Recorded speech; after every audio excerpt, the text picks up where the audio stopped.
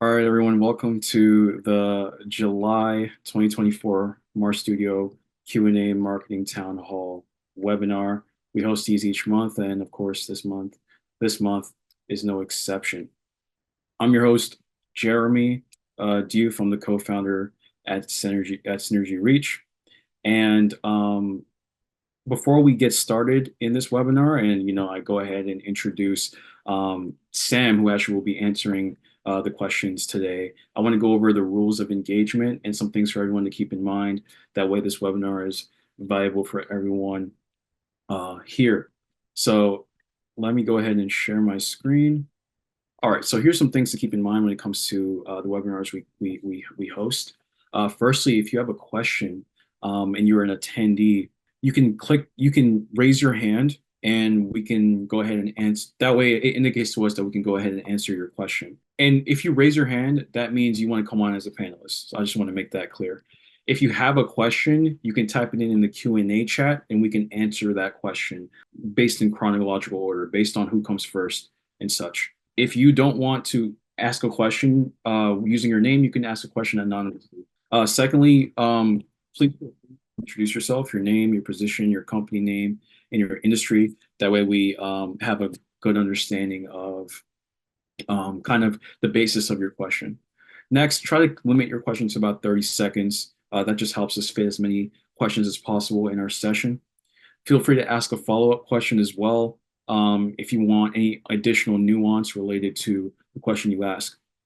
Webinar decorum, please refrain from interrupting or adding your own comments. When questions are asked, it will be Sam in this case that will be solely answering those said questions. We try to maintain a distraction-free webinar, so please remain muted unless you are engaged in the active conversation, as in you've raised your hand and we added you as a panelist. And please refrain from self-promotion. We try to just keep this very value-filled, value-packed. So in the event that you do not follow these rules, we may have to remove you from the webinar. Let's go ahead and get started. I'm excited to introduce Sam. He is the Chief Creative Officer and founder of Marstudio.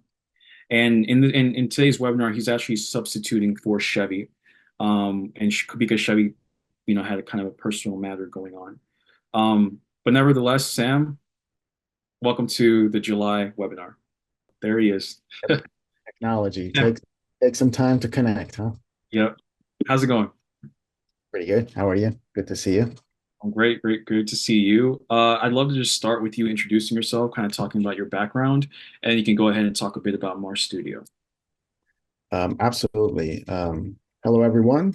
My name is Sam Rooeintan. I am the Chief Creative Officer at Marstudio, and I'm one of the original founders of the company. We started the company back in 1999 in New Jersey. So technology with a friend of mine, Adam.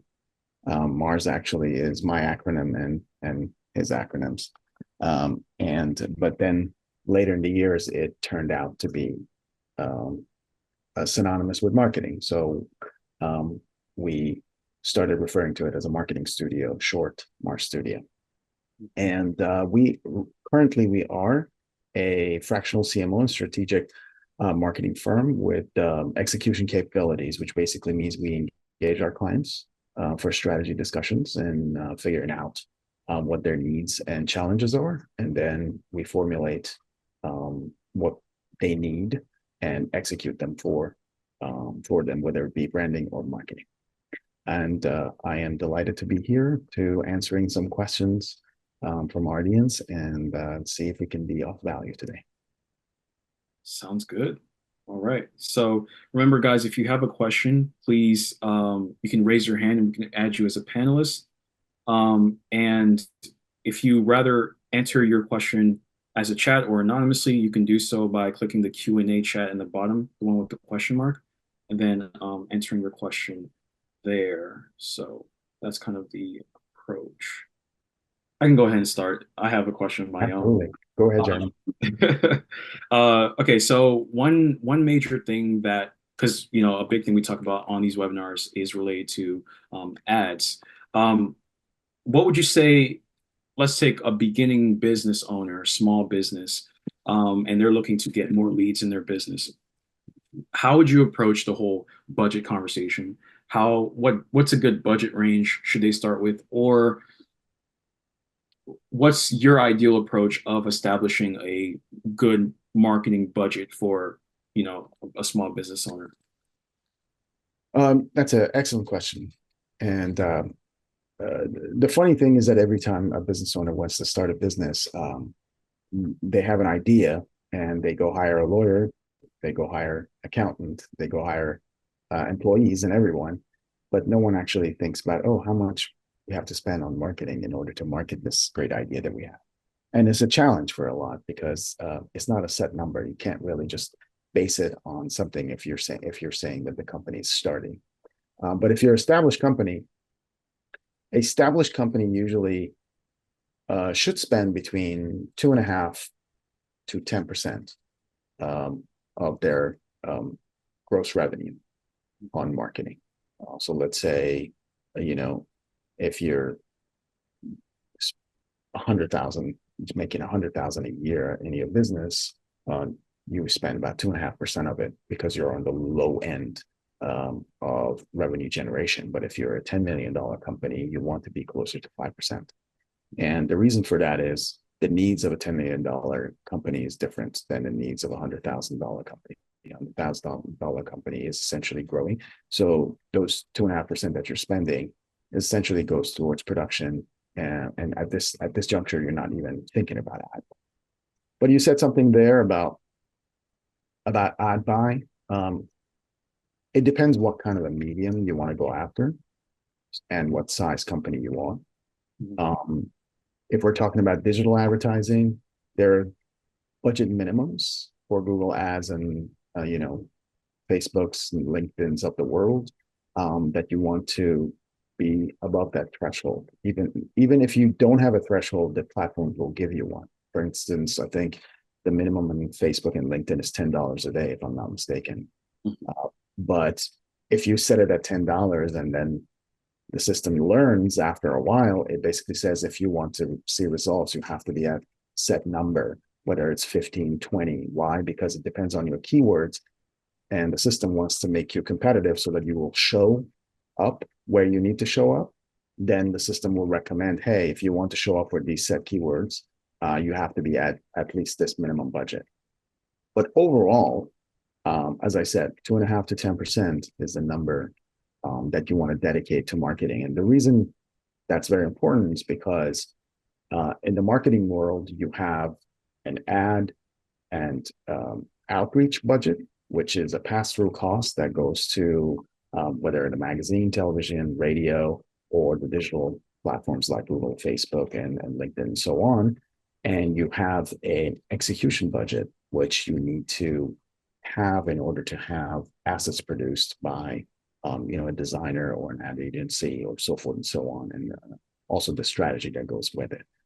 So that 2.5% to 10% almost would be split in half. Half goes to actually executing things, and the other half would be a pass-through cost for you to run ads on any of the platforms you want to be in. Makes sense. But what about if ads are more of a longer term idea for the business? What about content and marketing through content? What are some avenues that you recommend? Paid or unpaid? Unpaid content. So unpaid content has to be value driven. So just talking at your audience on these platforms not necessarily is going to cut it. These days, people would like to receive some sort of value from business before they invest in buying their products or services.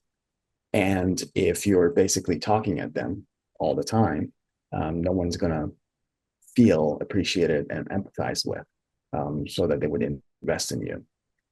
But what happens is that when you invest time in creating content that can potentially solve someone's problem without having to pay you for it, or at least get them halfway so that they would need you for the rest, then at that point, your content becomes valuable. So if you really, really want to invest in organic content, it has to be value-based. And creating value-based content is a full-time job. And a lot of people have to actually spend a lot of money producing that. Why is that important? Because value-based content will solidify your brand on whatever platform you're on. And if you brand properly, you will never have to actually spend money for marketing. You know, like companies like Apple, Red Bull, you know, Coca-Cola, so forth and so on. They do have marketing budgets and ad budgets, but they spent, you know, the better part of their existence branding and providing value content. Like, for instance, if you go to Red Bull's any Red Bull social media account, you would not see any products. Everything is about extreme sports. So they have nurtured a following, and they feed them content, and that content that they produce is expensive. If you recall, there was this gentleman that went to almost to the stratosphere and jumped off a balloon for Red Bull. Oh, wow. I can envision how much that cost That's to expensive. pull that off. But that's part of your marketing budget. That's your advertising budget. You're spending it in actually creating value-based content that your audience is going to enjoy. So if that's your question, I would definitely say that the answer would be value-based content, and it's not cheap. It's almost as expensive as paying for just advertising. Yeah. And you mentioned value-based content being like an important part of branding properly. What else comes to mind when it comes to branding yourself properly in the digital space? Only in the digital space, you ask? I'd say, yeah, mainly in the digital space, since a lot of, small businesses are turning to digital, right? Even if they've Right. been marketing offline a lot. Um, what does it take to brand yourself properly in the online space? Consistency and frequency. That's all it is. First, you can't be everything to everyone. You have to invest in a niche, or at least a couple, to see which one would respond and resonate with your target audience. And you have to know your target audience. And then when you know your target audience, you can develop value-based content that they would appreciate. Let's say, for example, in case of Red Bull that I just brought up, is that people who are the target audience are extreme sports um, basically fans, and also extreme sports people who actually participate in this extreme sports. Mhm. So by sponsorships and putting their name out there and attached to these events, what they have done is that they have found a niche and a target audience that it resonates with. So they keep investing in that, and that's how they brand themselves. You don't go and brand Red Bull in a corporate space, because it's much harder to try to put a recreational energy drink in a corporate space, right? But it is much easier to go after a target audience, which probably is going to be broad in your imagine the target audience that they have worldwide, right? Yeah. So the idea here is that you need to definitely be niche, know your target audience, and invest in branding to them consistently with high frequency. And that's how you brand. Sounds good. Straight to the point. Makes sense. If anyone else has any questions, feel free again to either raise your hand. We'll add you as a panelist, or you can type your question in right in the Q&A chat below. And Sam will be excited to answer your questions. So one big thing we call our thing here is to gain more sales essentially without increasing your ad budget. What would you say are important marketing assets to keep in mind for a business, whether it's B2B or B2C? If they're trying to increase their sales, they're trying to shorten their sales cycle. In your experience, what marketing assets are kind of good go-tos?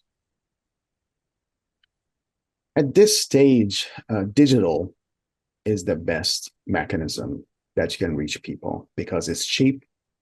It has a humongous reach, and it's easy to set up and collect data from. Mhm. So I think the best avenue right now is digital. Obviously, there's a lot of noise in digital right now, and there's a lot of different platforms, and that makes it a little bit challenging to break through the noise. However, if you identify your target audience and you have your niche, what happens is that it makes it much easier for you to be able to communicate what you need to communicate to them on a digital platform. Mhm.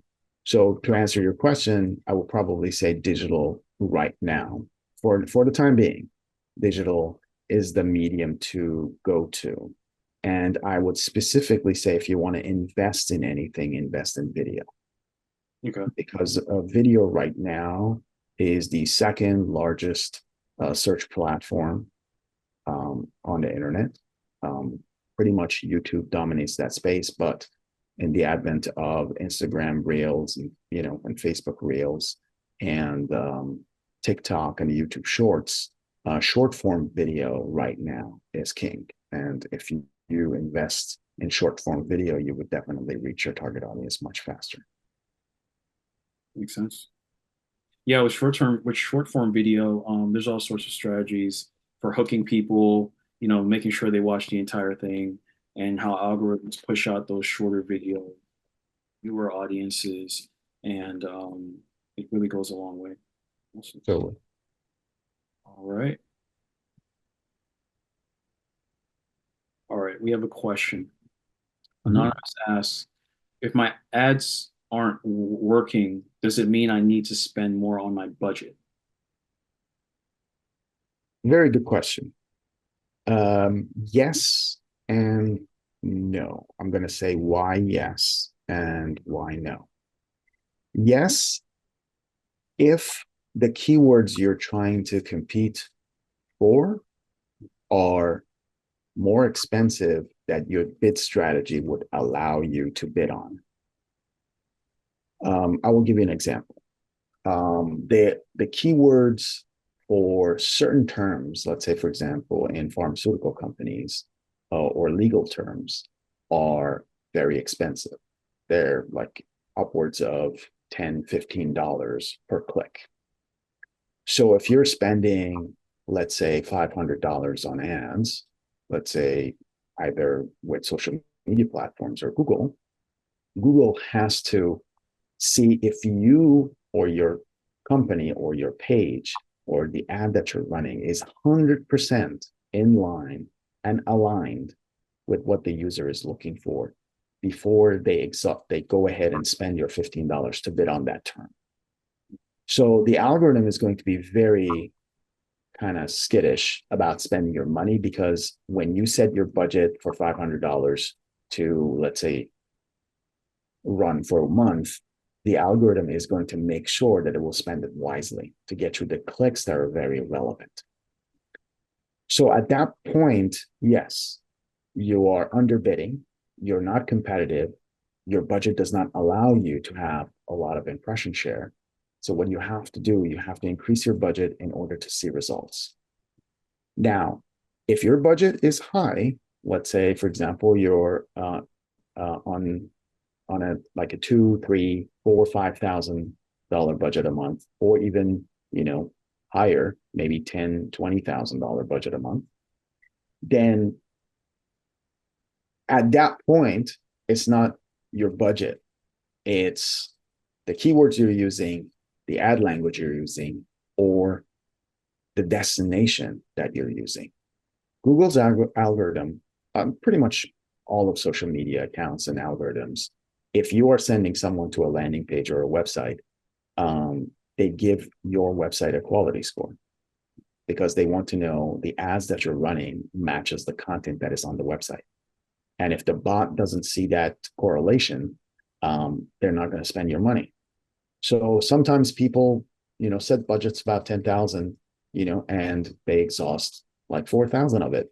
And the reason for that is that they see that the algorithm sees that there's no correlation between the ad that's being running because the ad says something, but the website says something else. So they don't necessarily spend your budget. But if you're very much aligned then yes. If you're not seeing any results, it definitely means that your impression share is suffering because of lack of budget. Well said, very clear. So it varies depending on budget size. Awesome. All right, Anonymous, hopefully that answered your question well. If you have a follow-up question, feel free to also type it in the chat.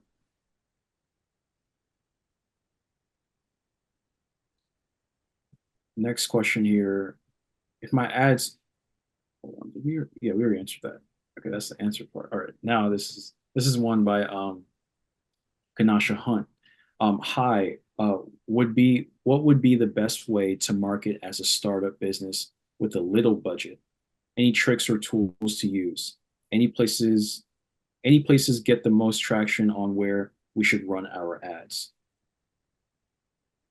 Perfect question. Of course, Marstudio, for a better part of our initial start, we were the darling of the startups. So we have good experience with a lot of startups.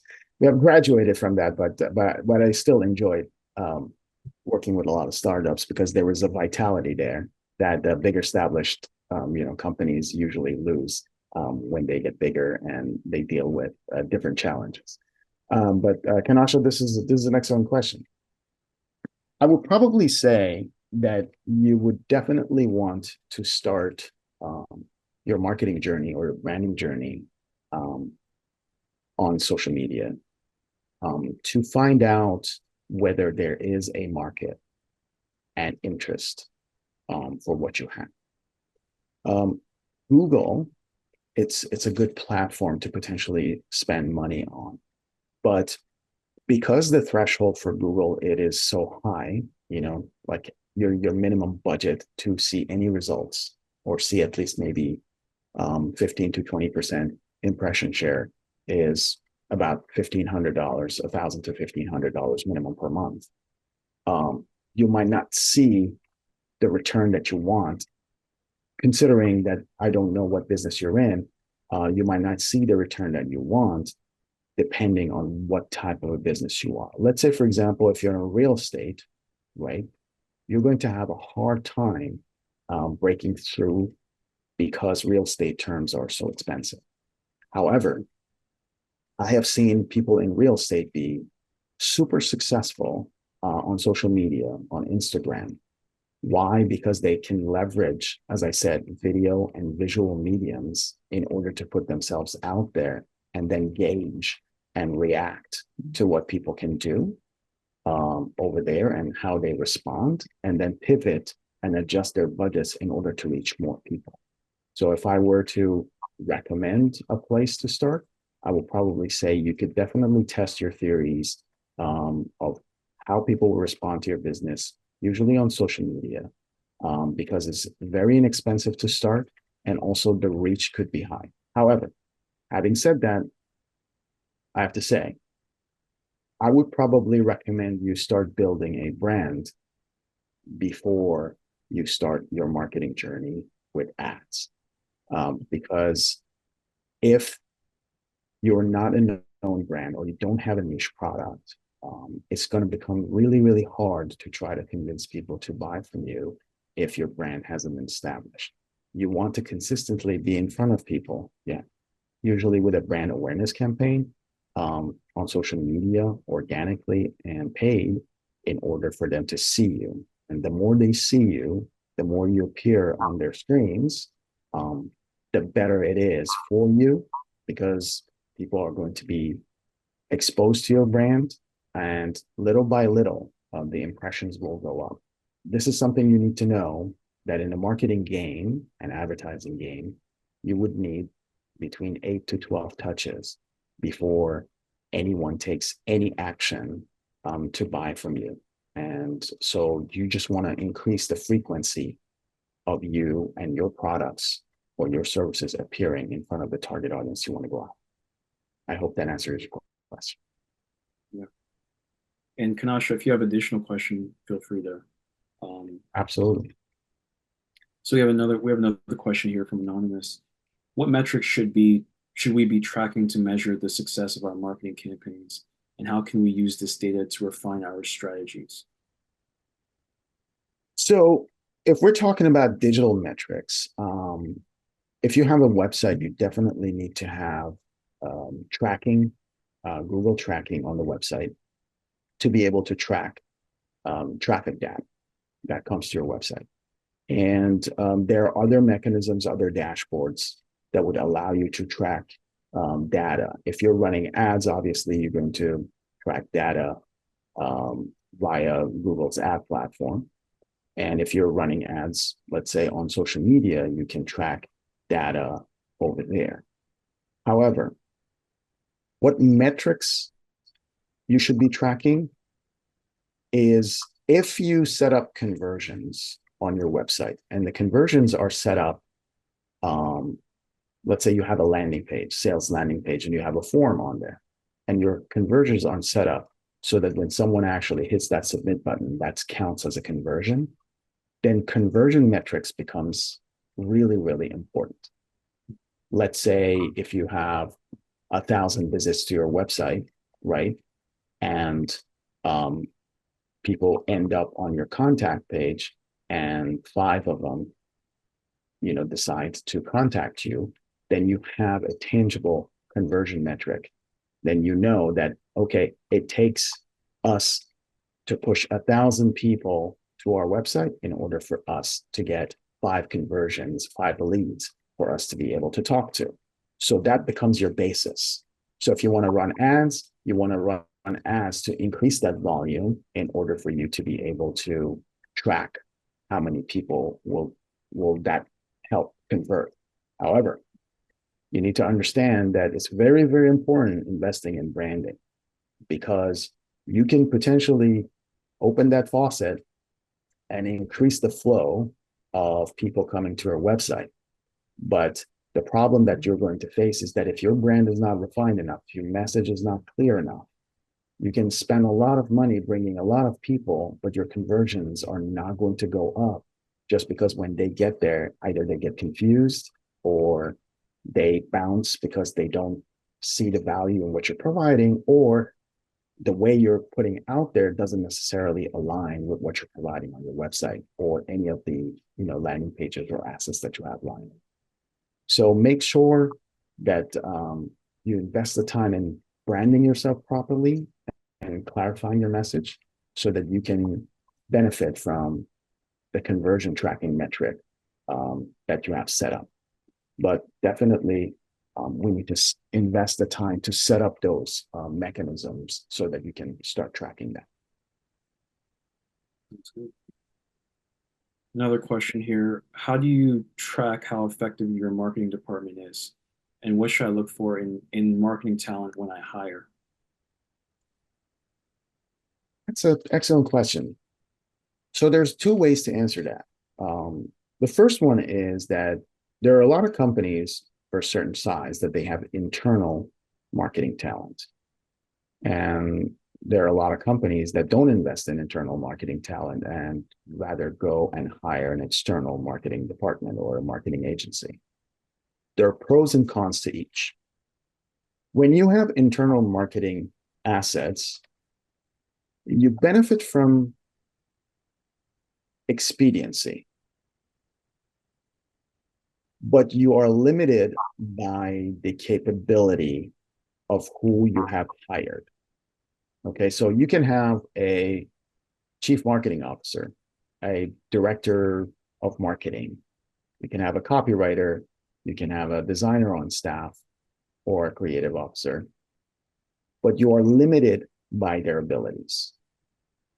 So those people can only do a certain number of jobs. So it's important to understand what your needs are so that you can assess whether you need to set up a marketing department internally or to go ahead and engage a marketing department outside of your company. Why? Because a chief creative officer is going to be a very creative individual, but they can't potentially code, they can't write copy, they might be creative generally, they might be a good strategist, but they might not be 100% execution ready part and member of your marketing department. So it ends up being a very expensive endeavor. Why? Because hiring people is expensive first. Then you have to pay them handsomely if you want good talent, right? Let's say, for example, a good designer is gonna cost you somewhere in the neighborhood of $75,000 to $80,000. A good developer is going to cost you somewhere in the neighborhood of $90,000 to $100,000. A creative director is going to cost you somewhere in the neighborhood of $180,000 to $200,000. So if you add those up, all of a sudden you're paying $1 million a year in salaries, right, to 8, 9, 10 employees, and they are running your department. But then you need video, they can't do it. Now you have to go and hire an outside agency to do video. Now you have to pay them another 50 grand for a particular project. Sometimes it actually makes sense and is cost effective to not hire internally and go and hire an external agency for, $10,000, $20,000 a month, which probably is going to cost you $240,000 a year. But that agency will come with a full staff. Because they're working for you in a fractional capacity, they can save you money a lot. So let's say, for example, if you're a business that generates revenue, in the $5 or $10 million range, it actually makes sense for you to hire an external agency to start hiring marketing people. The reason is because almost like 1/5 of your revenue has to go towards salaries.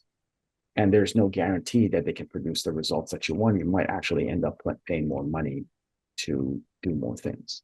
So to answer the second part of the question is that what should I look for in a marketing talent when I hire? It depends who you want to hire. If you're looking for a strategist, then you want to look for strategy capabilities, not execution capabilities. So if you want to basically hire a creative director, you want to know how their mind works and how creative they are in terms of what ideas they have, not necessarily what portfolios they show you. A creative director could be a good designer, but can they be a good creative thinker, right?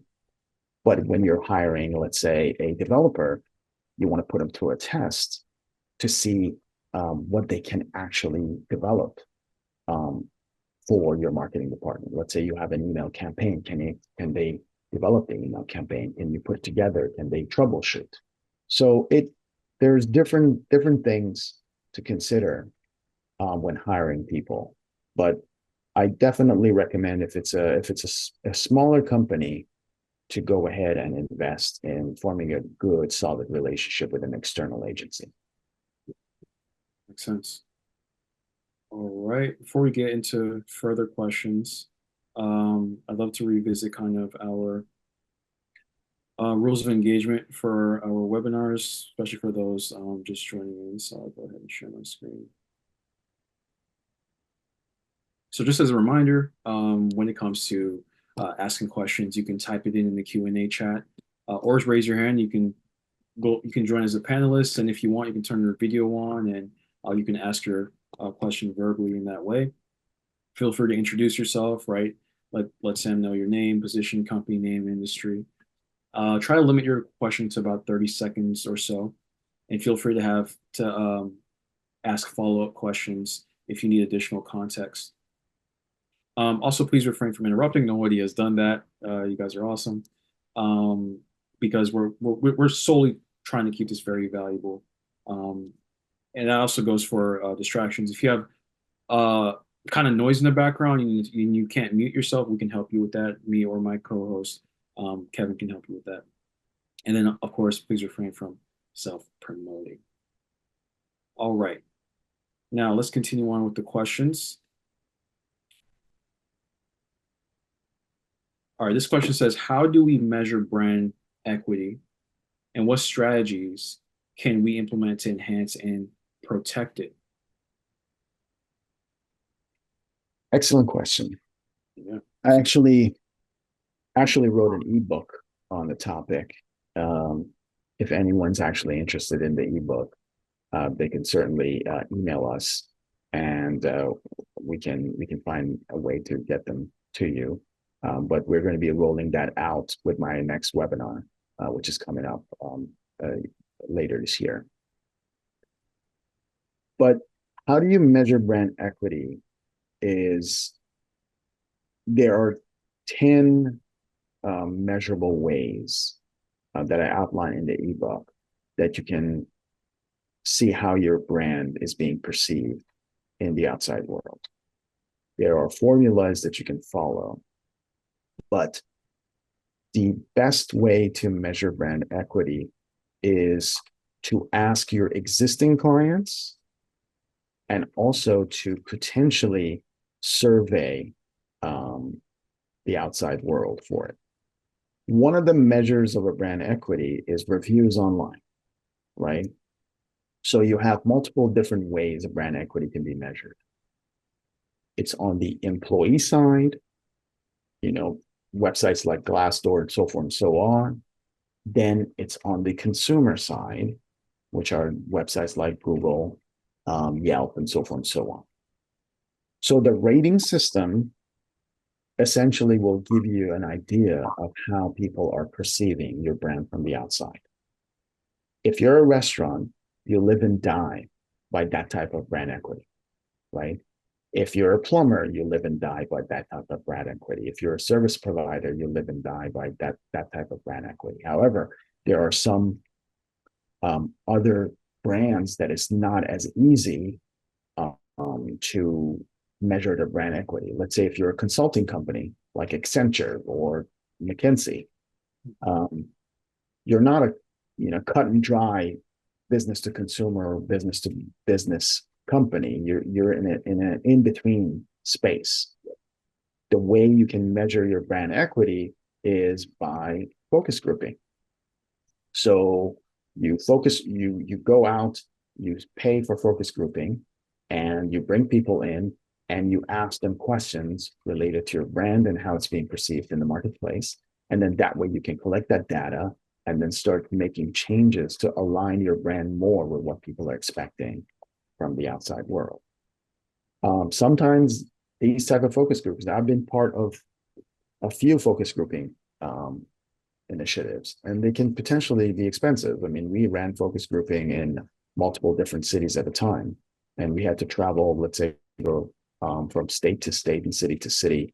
And every day we would go to another city and set up focus grouping. 5-10 people would come in 2-3 sessions, sit down, ask questions. They will record all the sessions, and then you had hundreds of hours of tape to go and sift through, and all the questions that they answered and what kind of ratings they gave you and all that stuff in order for you to figure out how your brand perception is in the marketplace and refine it based on what people are. A lot of times it might not be favorable. So, but what the good thing about it is that they tell you what they don't like about your brand.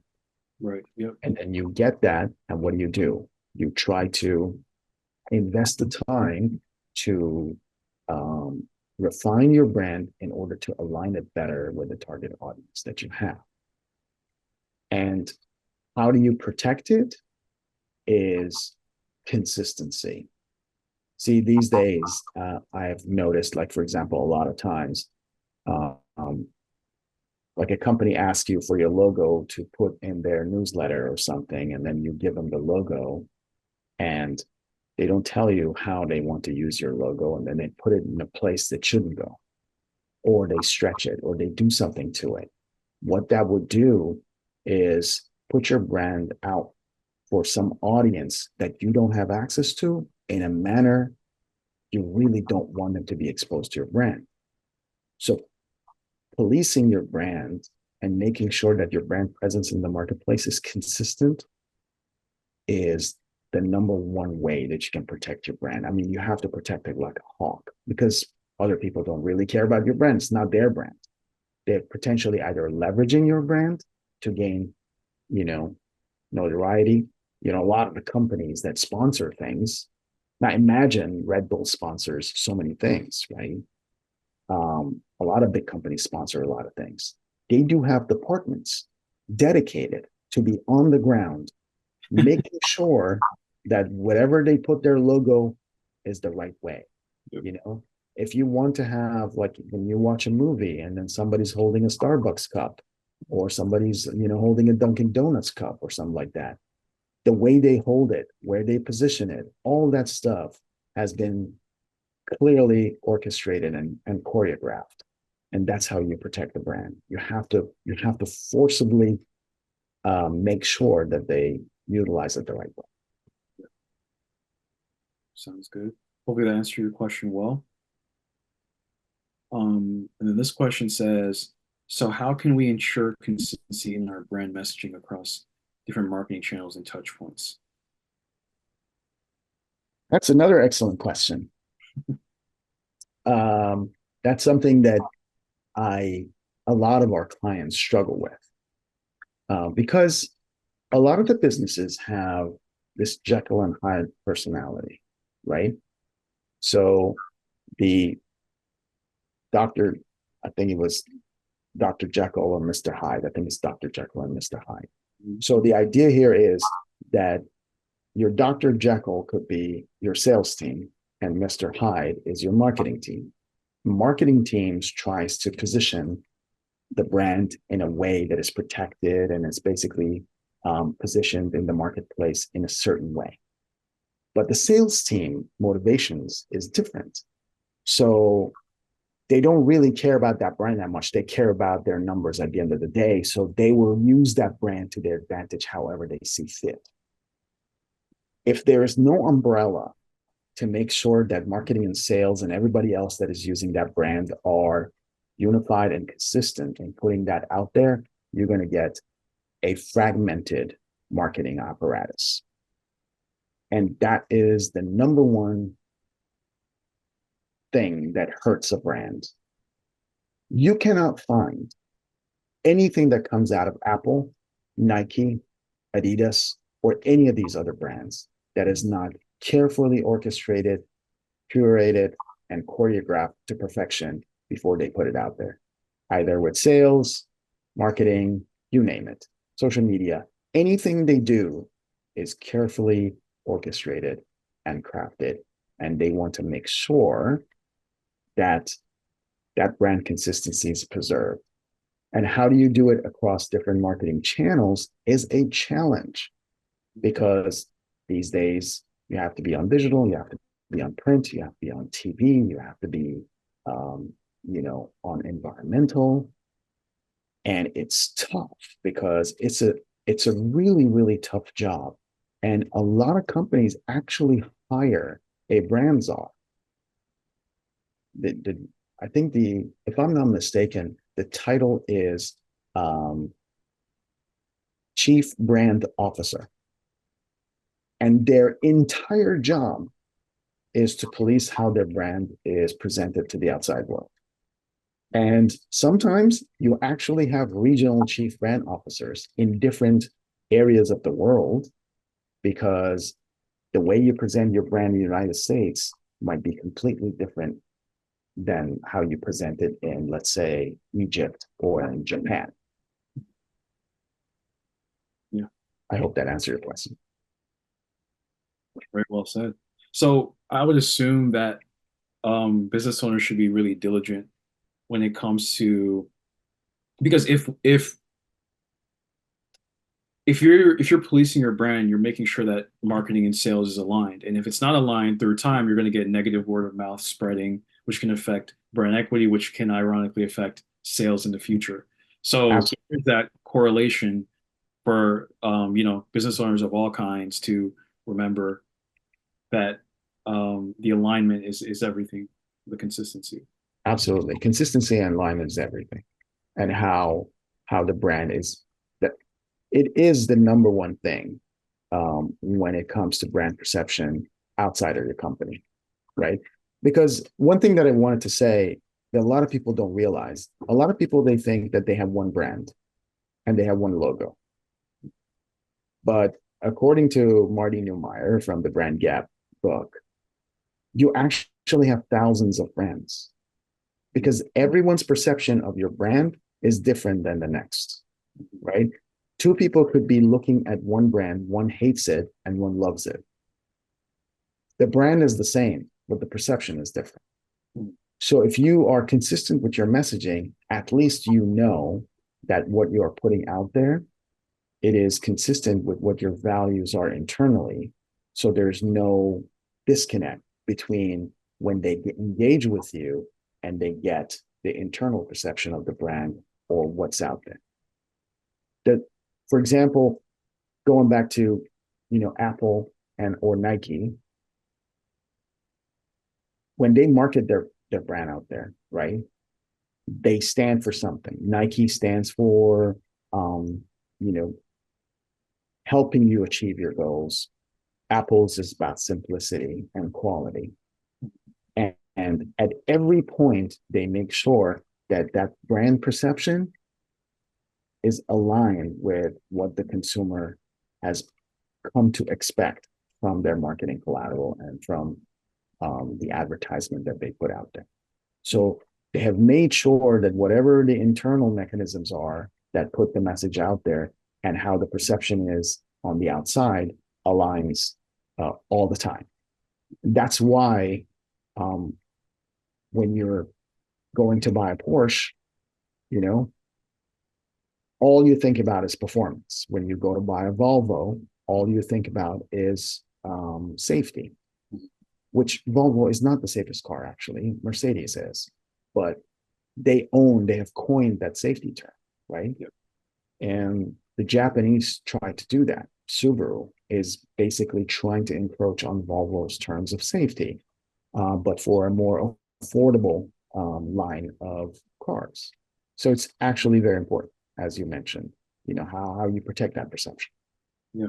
And because earlier in our webinar, today's webinar, we talked about, you mentioned the differences between hiring internally and hiring externally. For companies that are focused on maybe hiring an agency or marketing department externally, what's the best approach for them continually communicating to that agency that, hey, this is our brand, this is what we stand for? Because maybe they do it in the beginning, but as time goes on, maybe that agency may not represent that company in the best light, right? Long term. So what would you say are some good approaches for continuing that communication channel of this is what we stand for, this is who we are? So it's important because I think the number one thing for you when you're a business and you want to hire a marketing department is for you to understand whether they have the strategic acumen to not only think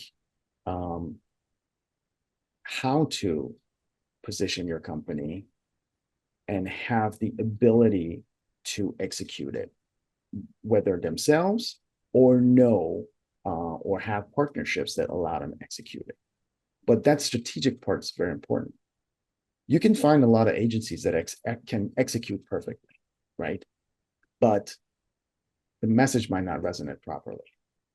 So it's very important for them to start at a level. Like if you're talking to an agency and the first thing that they say, let's say you come and start talking to an agency and the first thing that they say is, well, we need to change the design of your website because the colors are this and the colors are that. That's not a strategic approach. But if you start talking to an agency and the agency says, ask the right questions and says, okay, what have you done in the past? Oh, we've done X, Y, and Z. Okay, which worked, which didn't? Oh, this worked, that didn't. Oh, okay. Now, who's your target audience? Oh, we don't know. Or and you tell them. Or you go and they come and ask you, okay, what's your client acquisition cost? Like how much do you spend to get one client? These are strategic questions that an agency should be asking you. And for them to come to the table with execution ready answers, oh, we need to change your colors, we need to change your font, we need to change this, which is all aesthetic and no strategy behind it, that's a red flag. You need to definitely test them with those questions to see how they approach basically your brand and how inquisitive they are in asking questions about your brand prior to recommending anything. That's one of the reasons that if you want to actually hire an outside agency, you want to ensure that the first few months, it's an exploration period. For them to get to know you, for you to get to know them, so that you can align where you are with what their capabilities are in terms of strategy. And then also ensuring that whatever strategy they come up with, whatever plan they come up with, they have the capability to execute it perfectly. Yeah. Yeah, very clear. Makes a lot of sense. I think it's a good time for us to, give you guys our webinar exclusive sessions. So you can scan this QR code, and this will allow you to schedule a quick free one-to-one with Chevy.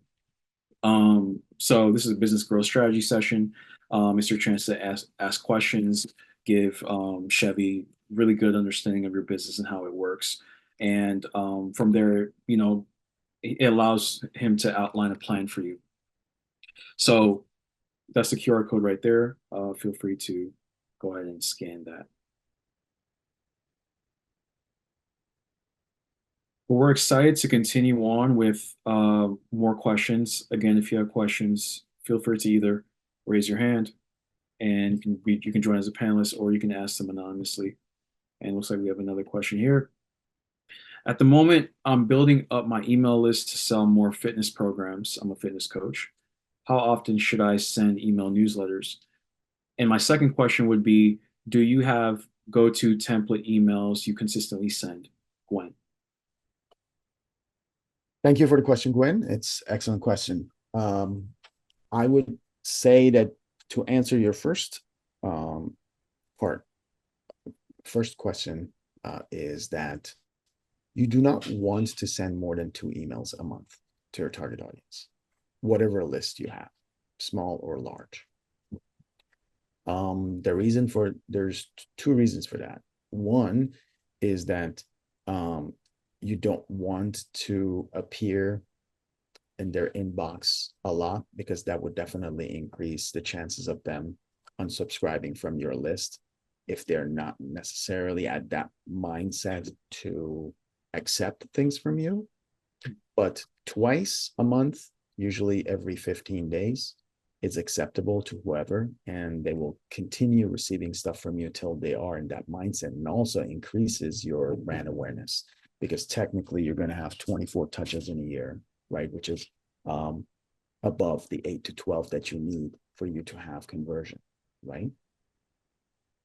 And as far as second question about the go-to templates, a lot of the email systems already come equipped with certain easy to use templates that you could potentially use to communicate with your target audience. However, I caution you is, if you want to have a successful email campaign, the design is not important.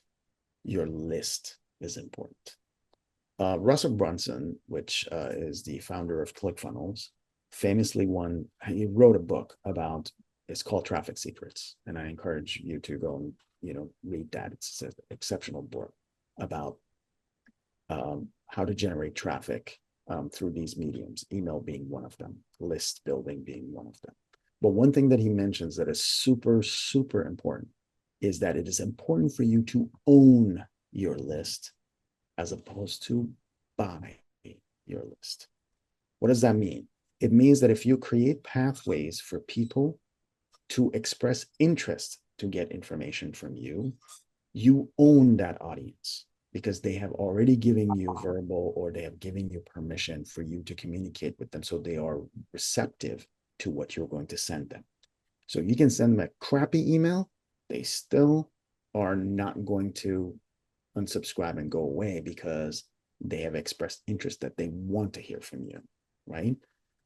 However, you can have the best looking email and you're send it to an audience that you acquired from someplace, and they haven't really opted in to get information from you.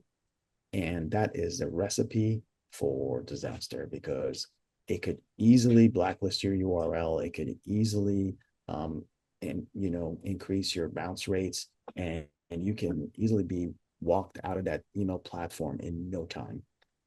if that happens.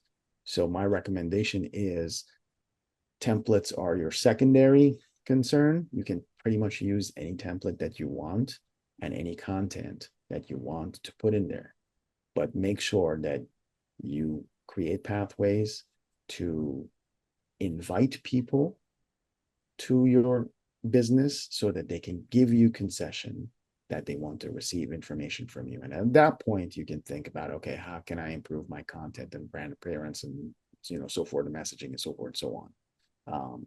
I think that's probably the best approach. So thank you for your question, Glenn.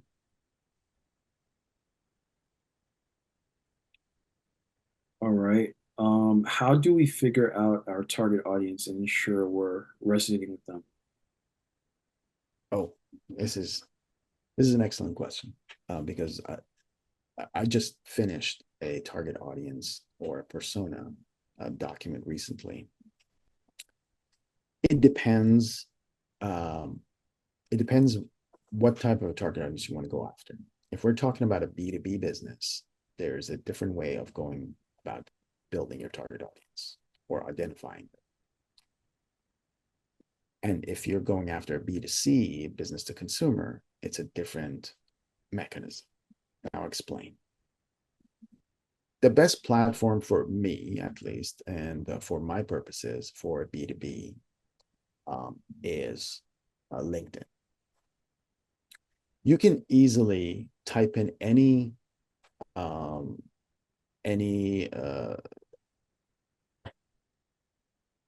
job title and find people on LinkedIn, and then you can literally dig deep into seeing where they have gone to school, what posts they're liking, what posts they're posting, what posts they're reacting to, what groups they're part of, what kind of articles they comment on. You can literally build a profile based on that person and ask questions in order to figure out what their tendencies are. But based on that, you can easily identify whether that person is an ideal target audience for your business or not, right? Let's say, for example, you want to go after real estate investors.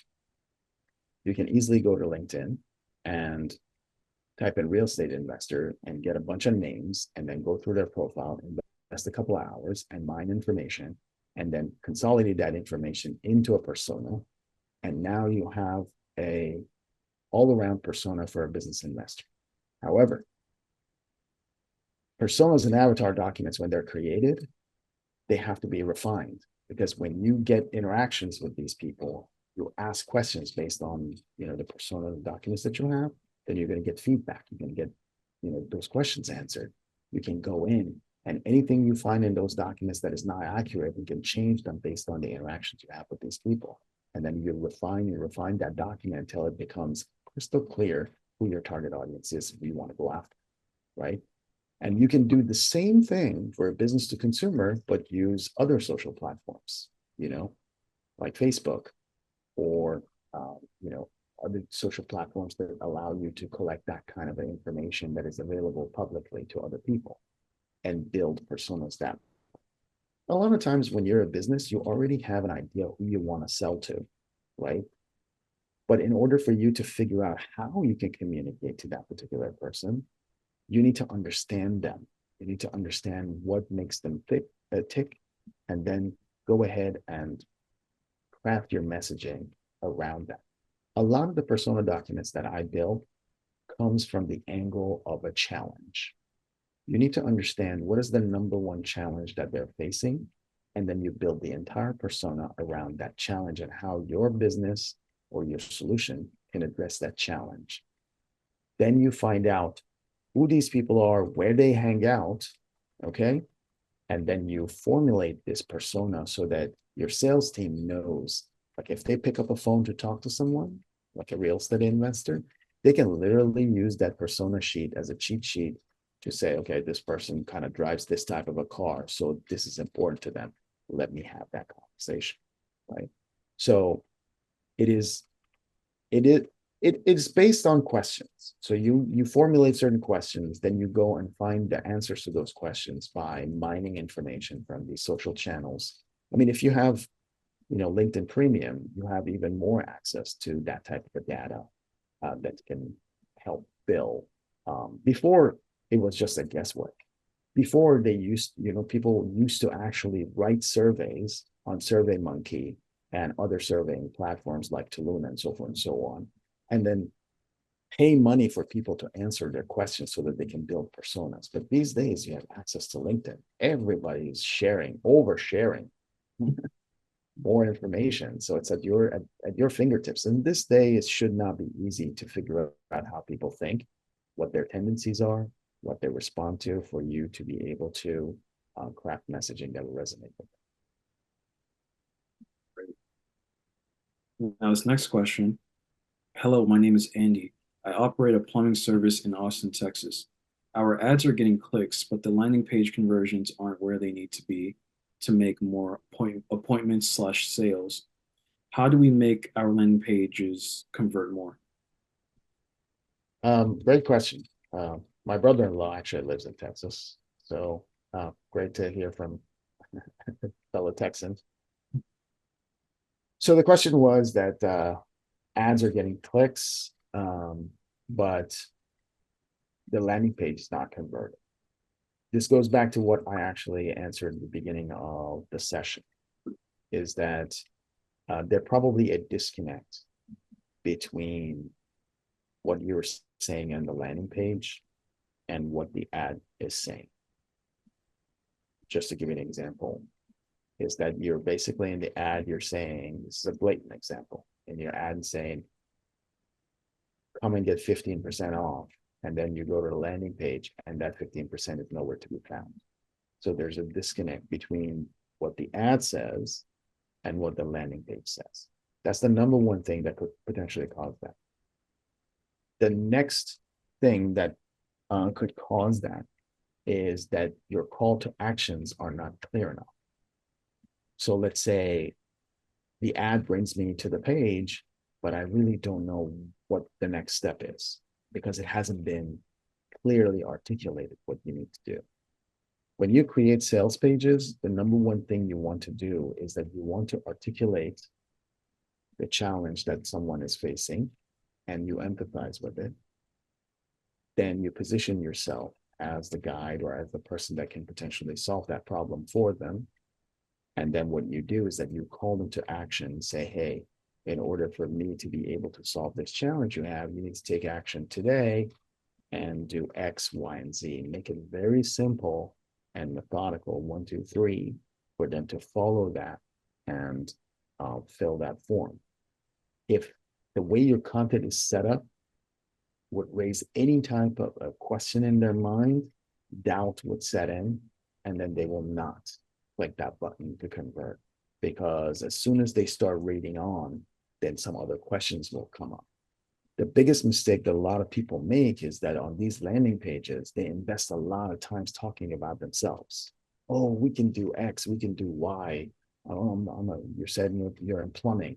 You could definitely over talk about yourself, saying we have the best rating on Yelp, we have the best rating here, we have done this, we can do X, we use this type of equipment, we use that type of equipment, we service all these areas. It's all about what I can do, as opposed to changing that and reframing it is, yeah, we understand it can be challenging. Emergency, you have a plumbing issue, you're looking for someone to come and fix it. We have dealt with this in the past. We know how to do this. We have years of experience with this. All you need is trust us. We got you. Here, all you need to do, click here, call someone, will call you right back, or fill this form, we get right back to you, and we can basically set you on your way. That's a completely different approach. So you definitely need to look at the way your messaging is on the page. If it's focused on you, your conversions will go down. If it's focused on your client and their challenge and how you can solve it, your conversions will go down. So I found that to be the case too. Any thoughts? This next question. Any thoughts on ad fatigue? When my comp when my company sh and when I got to say something when and when my companies should switch up our ads. I see a lot of competitors keeping the same ads running for months on end.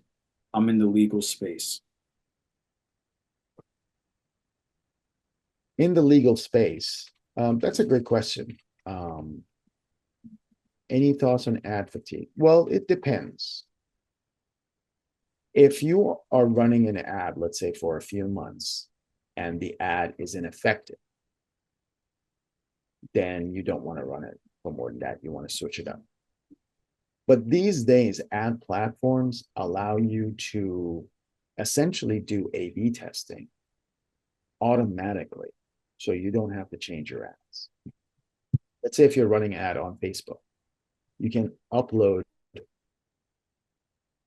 5 different images and 4 different descriptions. Actually, Google text ads will allow you to have 15 headlines. So the algorithm will figure out what headline actually works best for you in order to get better click-through rates. So if you're running the same ad, it means that you're only invested in one ad. I would definitely recommend for you to leverage these platforms and create more assets and more ad languages and give it to the system and let the system do the A/B testing for you. I would definitely say look at the click-through rates for the first like 3 months. Because usually it takes about a month for the system to learn and try to position your ad. Then it takes about another month for the system to figure out where to put your ad in terms of budget that you have set. And then it will take another month for you to collect enough data. So it will take at least 3 months for you to have enough data to make a judgment call whether that ad is working or not. So I will probably say your minimum should be 3 months. All right, let's hopefully answer your question well. And this next question is, how do you make a high converting video ad? Another good question.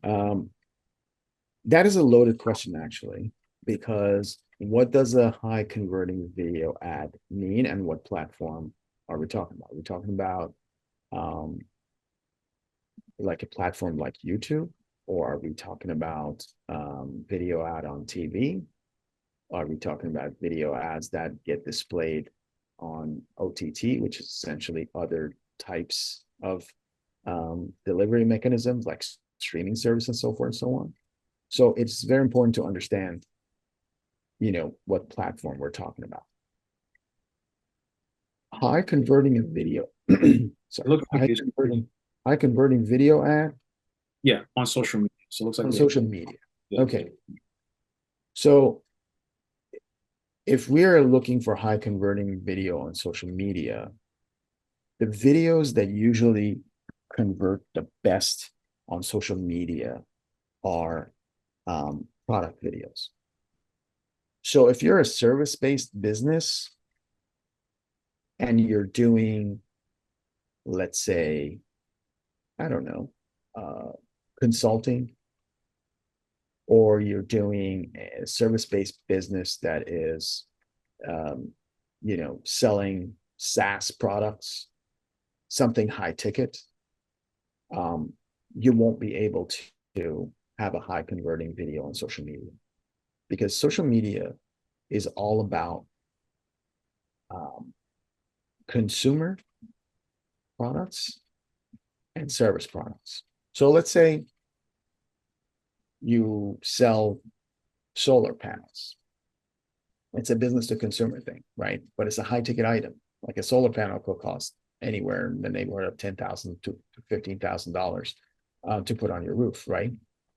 So it is a high ticket item, but it's a business to consumer. So it's a product based thing. It could definitely be, if you had a video, it could be high converting, right? Or you are selling things on like TikTok shop, right? You're selling a t-shirt or you're selling a belt or something like that. A video could be high converting because the item does not cost as much. It could probably be like $40 or $50. It's not Like if I bought that thing, I'm not going to think twice about, oh, I lost this much money, right? But when I want to invest in actually, you know, buying something for $10,000, $15,000, then the process of the conversion is different. Now, also, you have to look at it in terms of what does conversion mean to you? High ticket items, conversion basically means a lead. So someone fills out forward saying, call me back. But a low ticket item, a successful conversion means someone clicked on buy now and bought that product so it can be shipped out, right? So you also need to define what conversion means for you, whether you're a service based, like if it's a plumber. So setting up like if you get a lead to go do a free estimate, that considers a conversion for you because at that point you put that person into your sales funnel, whether it be physical or digital, right? As opposed to a consumer based product like a shoe, you want to have them buy it so they can be shipped to them. So also you need to define what conversion means. Social media definitely is a good place to do that testing because in 3 months you would know whether it works or not for you. So we have about 12 more minutes left in our July webinar. So feel free to send in your questions so we can fit them in the final minutes of what we have. So this next question is offline marketing no longer viable? What are your thoughts?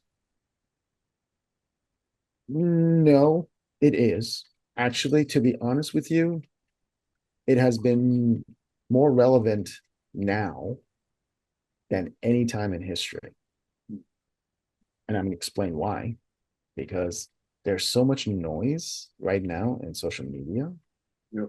that receiving a very high caliber and timely print piece is going to be refreshing.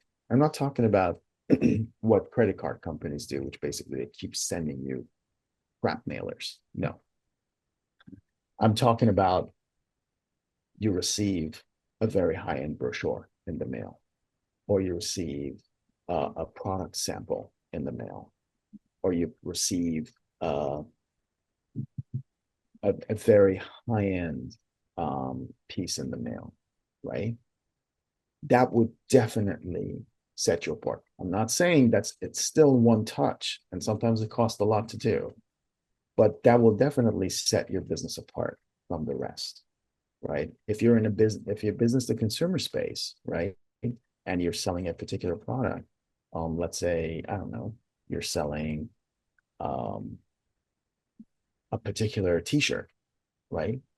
If you send something that was made from that particular fabric, if you want to hype up that fabric and somebody receives that like a little trinket, which is going to cost some money to produce, but when they receive that, that brand will have a special, you know, place in their heart and mind because they received a tactile thing. It's a tactical marketing move to go outside of the digital realm because everybody gets bombarded with digital stuff, but no one gets sent good products for them to have for themselves. So if you want to invest in that type, right now is actually a good time to do it.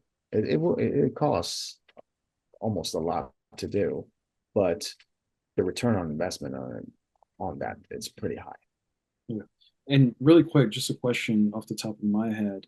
What are some ways that, business owners can track their numbers when it comes to offline marketing? Because I think a common belief is that offline is just harder to track your numbers compared to online.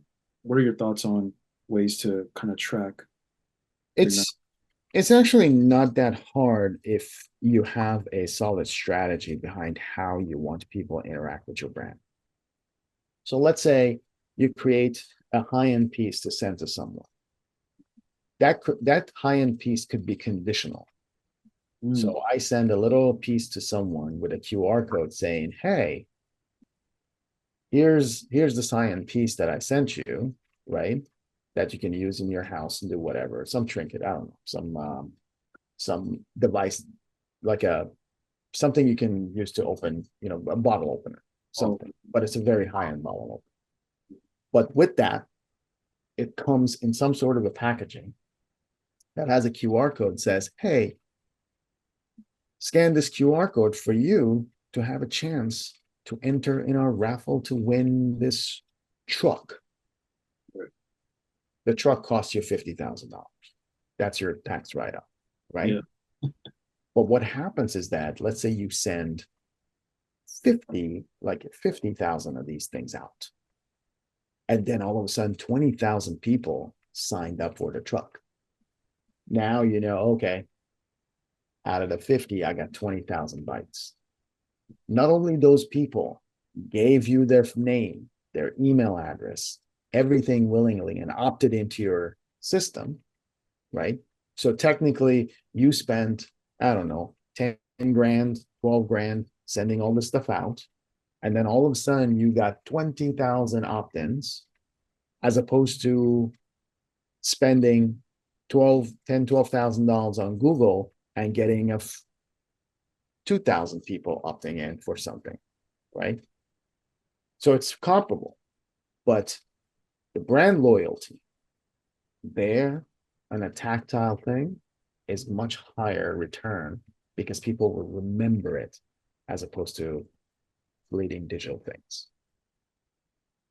And I'm assuming that that first kind of thing you send, that trinket, like that bottle opener, people really remember how something makes them feel, right? Whether they're feeling really surprised or Absolutely. happy and things like that. Absolutely. That Absolutely. that's a really You can manipulate people's minds into actually I'll give you an idea. Every time you get an Apple product, it comes with two stickers. Every time. yep, Anything you buy from Apple comes with two stickers.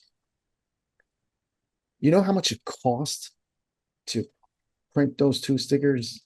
nothing. Nothing. But what would it do is that you grab that sticker and put it on something in your household. Every time you're walking around, you're getting an Apple logo impression. Impression, yep. It builds loyalty, right? Psychologically, it builds loyalty. So print could be very powerful, and tactile things could be very powerful in a digital world. These days, everything has become super fleeting and digital. I mean, with a flick of a thumb, we're going through 5,000, 6,000 images a day. It's very hard to stand out. If I send you something that you can hold in your hand and feel, it's a completely different feel now. It becomes real. Right now, no one can believe anything is real because of AI, right? When I send you something, it's real. You can feel it. And I have an opportunity to capitalize on that feeling. So I would say if anyone wants to spend time and spend money on print these days, it probably be the best investment they're going to make. So, and then, okay, so we have about 5 minutes left. This next question says, what metrics do you think are the most, let's see, did we ever answer this one? I think so. I think we answered that. Is it being posed Okay, again? those are around metrics. Important to focus on when marketing. How do we measure success? And I believe your question was it would depend on, what kind of marketing you're doing. Right. How do you measure success? I mean, you Yeah, can certainly measure success by the amount of sales you're going to make, right? yeah, 100%. But there's one thing that I want to mention is that people conflate marketing with sales. Marketing and sales should never be mentioned in the same sentence together. I mean, they are, but they should not. Yeah, Marketing is never responsible for sales. Sales is responsible for sales. Marketing is responsible for communication. Marketing is only the bridge between the brand and the sales. So what happens is that marketing is a communication mechanism. Me, as a marketer, will communicate your value proposition and your brand presence to an audience, priming them so that they will be acceptable. So it would be acceptable to them and they will be accepting of what sales has to offer. So the sales job does not necessarily negate what marketing has to do. A lot of times a lot of times a lot of companies come and say, well, we need to do marketing because we need to improve our sales. Absolutely, you need to do marketing, but that doesn't necessarily mean that marketing is responsible for sales improvement. Marketing is responsible for brand visibility, right? And that will make the job of sales easier. If you are running ads, that is a function of marketing, but still is not necessarily a sales approach. A sales is when you literally get a person to buy something. So either would be in person or would be through a mechanism by which they buy something. Marketing would only prime them so that they are ready to either click that button or take that phone call, right? So the best way to measure success of marketing is, like, for example, marketing's role might be to increase your ad mentions. But whether those ad mentions lead to sales is a completely different story. So there are different ways of you measuring marketing. You can either measure it by saying, okay, how many clicks did we get, which basically means how much brand exposure we got, or how many of those clicks actually turned into money. So I think you have to define what success means for you to see if you're marketing successful or not. I mean, if your marketing improved your impressions by fivefold, but your sales improved by a percentage, it's still a success. But that can't really say the more marketing I'm going to do, the more sales I'm going to get, because that's not how marketing works. Marketing is it's more complex than that in terms of tracking. Very well said. All right. Thank you for your questions, everyone. Sam, thank you for giving great answers to questions, even my questions as Thank you well. so much. So, like as I mentioned, everyone on this call can go ahead and can feel free to schedule a one-on-one business growth strategy session with Chevy, who is part of Marstudio. Um, you can scan that QR code and you can benefit from a specific strategy that will help you understand the best ways to market your business going forward in 2024, because specificity is important, just like how Sam's specified a lot of things. We also notice how he asked a lot of questions back, because there's a lot of nuances when it comes to marketing and sales. So that's what these sessions are great for, both the webinar sessions, but also these one-to-one sessions where it's an opportunity for you to get more nuance and specificity and to get an actual plan for your business. So that's what that QR code accomplishes. And lastly, we would love to have you also in our next two webinars. So our next webinar will be August 15th at 10 a.m. Our Marketing Town Hall webinar with Chevy. There's a QR code here that you can scan in order to register for that upcoming webinar next month.